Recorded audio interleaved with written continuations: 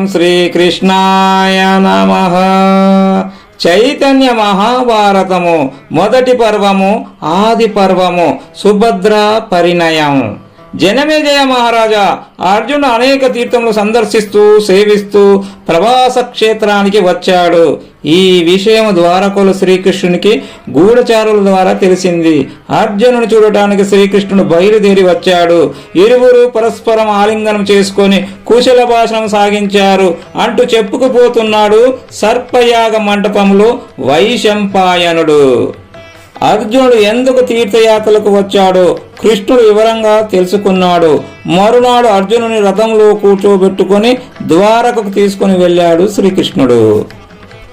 ద్వారకలో అర్జునుని సముచితంగా ఆహ్వానం పలికారు ప్రభువులు, నగరవాసులు సర్వోత్కర్షంగా సన్మానించారు. ఆ మహావీరుని సందర్శించాలని ఎందరెందరో వస్తున్నారు. అర్జునుడు శ్రీకృష్ణుని భవనంలో విశ్రమించాడు. రైవతక పర్వతం మీద ఉత్సవం జరుగుతూ ఉంది. ద్వారకా నగరవాసులు ఆనందంలో మునిగి తేలుతున్నారు. వృష్ణి వంశీధీశుడు ఉగ్రసేనుడు, ప్రద్యుమ్నుడు, సాంబుడు, అక్రూరుడు, బలరాముడు, సాత్యకి, కృతవర్మ, ఉద్ధవుడు అందరూ ఆ ఉత్సవంలో పాల్గొని పరమోత్సవంతో కనిపిస్తున్నారు. ఈ మహోత్సవాన్ని తిలకిస్తూ కృష్ణార్జునుడు అక్కడికి వచ్చారు. అదే సమయానికి మణిమయ సర్వాభరణ శోభితి అయి అతి లోక సౌందర్యంతో చెలి కత్తెలతో కూడి అక్కడికి అర్థించింది సుభద్ర. ఆ క్షణం నుండి అర్జునుడు తన దృష్టిని సుభద్ర అందే భద్రంగా దాచుకున్నాడు. అది కనిపెట్టిన సర్వంతర్యామి అర్జున, తీర్థయాత్రలు చేయవారు మనసు కూడా వికలమవుతూ ఉంది అని నవ్వాడు. శ్రీకృష్ణుని మాటలకు అర్జునుడు సిగ్గుపడ్డాడు. అర్జున, ఆమె సుభద్ర నాకు బలభద్రునకు సొంత చెల్లెలు. ఆమె మా తండ్రికి ముద్దుల పట్టి ఈమె చెయ్యిని పట్టుకోవాలని నువ్వు భావిస్తే నేను మా తండ్రితో మాట్లాడతాను అన్నాడు వాసుదేవుడు. కృష్ణ, ఈమె వసుదేవుని కుమార్తె, వాసుదేవుని చెల్లెలు, ఆ సమాన రూపవతి, అది లోక సౌందర్యవతి. ఈమెను ఎవరు ఆశించరు. ఈమెను నేను పొందగలిగితే కృతకృత్యుడైనట్లేనని భావిస్తాను అన్నాడు అర్జునుడు. అర్జున, నువ్వు నీ పరాక్రమంతో ఈమెను హరించి తీసుకుని పో. అది కూడా వీర లక్షణమే. ఈ విధమైన వివాహ పద్ధతి కూడా ఉంది అన్నాడు శ్రీకృష్ణుడు. దారుకుని ద్వారా కృష్ణుడు రథాన్ని సిద్ధం చేసి ఉంచాడు. అర్జునుడు రథమెక్కి వచ్చాడు. అదే సమయానికి దేవతలను అర్చించి నగరానికి వస్తూ ఉంది సుభద్ర. అర్జునుడు ఆమెను రథంలో ఎక్కించుకుని ప్రయాణం సాగించాడు. ఇది చూచిన సైనికులు ధర్మసభకు విషయాన్ని తెలియజేశారు. అందరూ అర్జునుని వెంబడించి పోరాటానికి సిద్ధపడ్డారు. రథాలు బయలుదేరుతున్నాయి. గజాధిపతులు, అశ్వాధిపతులు బయలుదేరుతున్నారు. ఈలోగా బలరాముడు వచ్చాడు. ఆగండి, ఆవేశాలను ఆపండి, కాస్త ఆలోచనకు పదును పెట్టండి. శ్రీకృష్ణుడు ఏమీ మాట్లాడకుండా మౌనంగా ఉన్నాడు.